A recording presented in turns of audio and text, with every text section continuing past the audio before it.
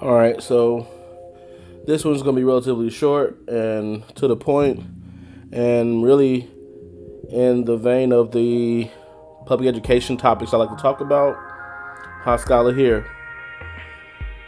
So the corporatization of public education, both in higher education, K through 12, as well as colleges and universities, has had a couple different outcomes.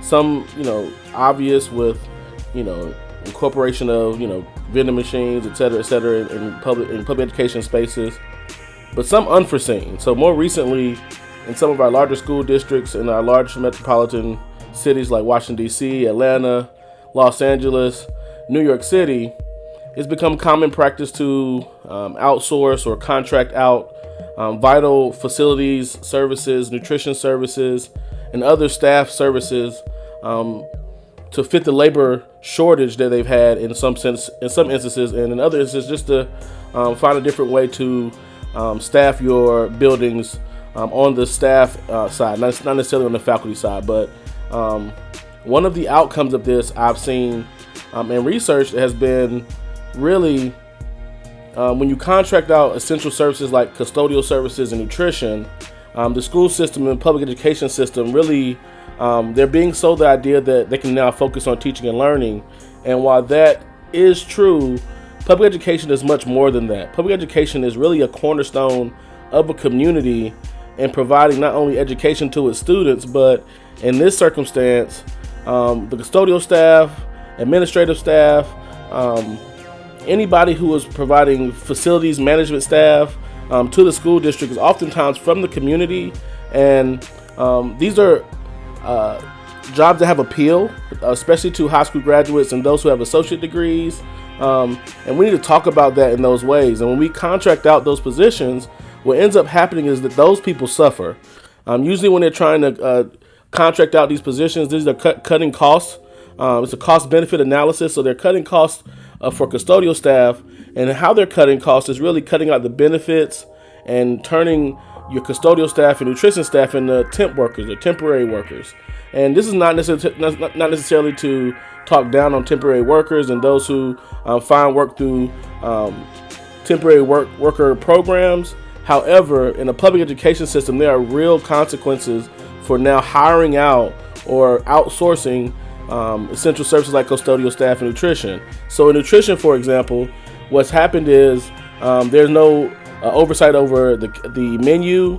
There's no oversight over the quality of food. There's no oversight over the quality of worker and who actually is going to be serving the food in the space.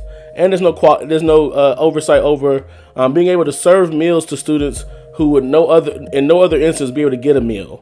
There's no way that the school system can either intercede or even absorb the cost of feeding children who by no other means will not get a meal. When you go to the custodial services, there's real consequences for the custodial staff not really understanding how a school building operates, having a real relationship with the administrative staff as well as the teachers and support staff in the building. And these have real consequences on students and how students are learning in the school environment. So I wanted to lay this out here because it's still something that is very popular in public school districts. This idea of outsourcing or contracting out custodial services, nutrition services, and other services, but these are really the big two. And those they contract out to are still going to continue to say, we can cut your bill down for these services. And how they do that is by not neglecting to serve the employees that they will put in your building. So you have disgruntled employees who are providing these services in a space where you have young people and teachers and support staff who, to the best of their ability, want to serve, teach, and learn children. So if you want to provide those services, you need to understand that public education districts are not just school buildings for teaching and learning. That is our ultimate goal and one of our main goals.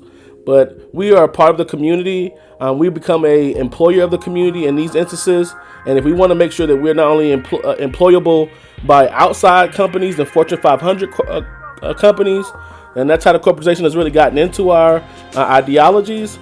We also need to have individuals who are employable by our own school district, individuals who are employable by your mom and pop and regular everyday jobs. The brick masons and all those jobs that are people are saying we need more of construction workers. This comes from having those community members as employees in your building.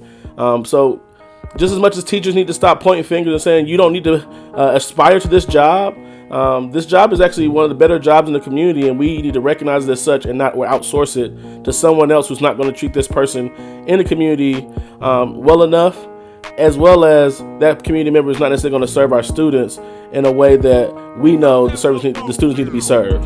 I'm going to leave it there. Thank you for listening.